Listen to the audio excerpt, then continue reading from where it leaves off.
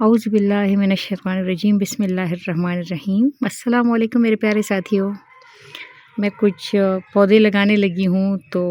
میں نے سوچا کہ تم لوگوں سے بھی تھوڑی سی بات کر لوں۔ کافی دنوں سے میں نے شارٹ وغیرہ کوئی شعر و شاعری لگا دیتی ہوں لیکن لمبی بات نہیں کی نا، تو کتنے عرصے سے یہ میں سوچ رہی تھی کہ میں کوئی مزیدار پودے لگاؤں گی، انشاءاللہ وہ آپ لوگوں کے ساتھ شیئر کروں گی، اس کی ویڈیو وغیرہ بھی نا۔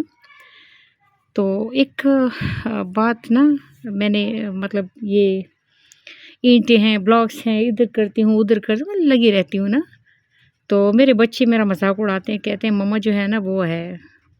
چیونٹی ہے، چیونٹی نہیں ہوتی اپنی۔ وہ ایک دفعہ بڑا سا تختہ اٹھا کے میں سیڑھیوں سے نیچے اتر رہی تھی نا، تو میرے بیٹے ہنس پڑے نا، تو ایک دوسرے کو کہتے ہیں مما جو ہے نا یہ چیونٹی ہے، چیونٹی کی طرح نا اپنے وزن سے بڑی بڑی چیزیں اٹھا کے پھرتی رہتی ہے۔ تو واقعی میرے اندر یہ چیونٹیوں والی بڑی خصلت ہے، اللہ پاک خیریت رکھے۔ میں کچھ نہ کچھ لگی رہتی ہوں نا، تو میں اپنے اسٹوڈنٹس کو بھی سمجھاتی ہوں کہ مثال کے طور پہ نا، اگر تم اپنے کمرے کو چھوڑ کے کالج آ گئے، اب تم واپس چلے جاؤ گے، یا اگر تمہارے کمرے کی طرف کوئی گیا نہیں ہے، اس کی صفائی نہیں ہوئی، تو کمبل جس طرح آڑا ترچھا پڑا ہوا ہے تو پھر اس کمبل میں لیٹ گئی اور سو گئے، تو تمہیں وہ والی نیند نہیں آئے گی جو آنی چاہیے، تمہیں وہ سکون نہیں ملے گا۔ سکون تب ملے گا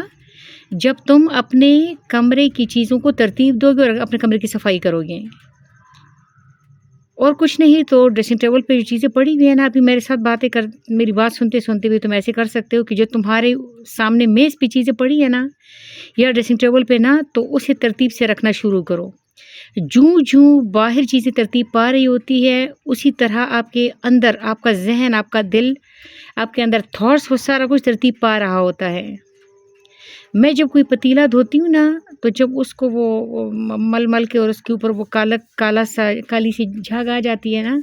اور پھر اس کے نلکے کے سامنے رکھتی ہوں نا اس پتیلے کو، اور وہ چمک جاتا ہے نا، تو جیسے وہ پتیلا صاف ہوتا ہے نا، ویسے ہی مجھے لگتا ہے میرا دماغ بھی صاف ہو گیا۔ تو باہر کا عکس اندر اور اندر کا عکس باہر، یہ تو پڑتا رہتا ہے نا۔ تو یہ جو کمفرٹ زون ہے جس کے اندر ہم پھنسے ہوئے ہیں، اب ایک مسئلہ کیا ہوا،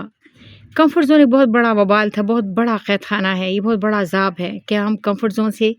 نکل نہیں رہے یا نکلنے کو تیار نہیں ہیں۔ تو اب یہ موبائل نے کیا کہ ہمارے کمفرٹ زون کو زیادہ سنوار کے ہمارے سامنے پیش کر دیا۔ ایک زمانہ تھا کہ جب بندہ لیٹا رہتا تھا تو وہ کچھ سوچتا رہتا، لیٹے اور وہ تھک جاتا تو آخرکار اٹھ ہی جاتا۔ لیکن اب کیا ہوا کہ اگر ایک بندہ پڑا ہوا ہے، لیٹا ہوا ہے، وہ کتے کی طرح، اور موبائل لے کے اس میں ریلز پہ ریلز دیکھ رہا ہے، تو جو ہمارا کمفرٹ زون ہے نا، ہمیں اس کی جانکاری ختم ہو گئی۔ ہر بندہ جو پڑا ہوا ہے وہ تنگ پڑ جاتا ہے۔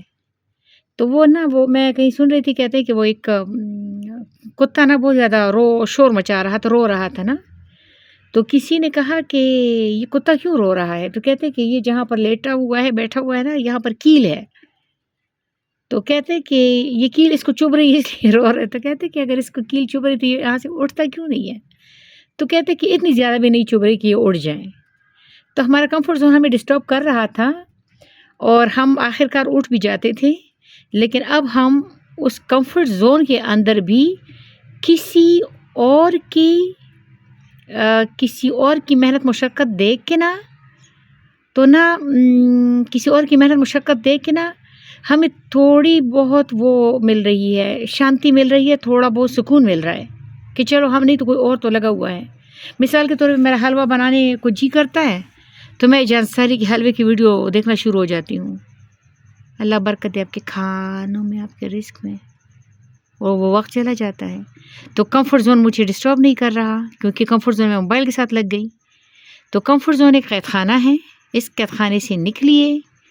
اور دنیا بہت خوبصورت ہے، زندگی بہت حسین ہے، لیکن کمفرٹ زون کو ڈیفیٹ کر کے ہی ہم دنیا کو انجوائے کر سکتے ہیں۔ اللہ آپ پہ مہربان ہو، میں پودے لگانے لگی ہوں۔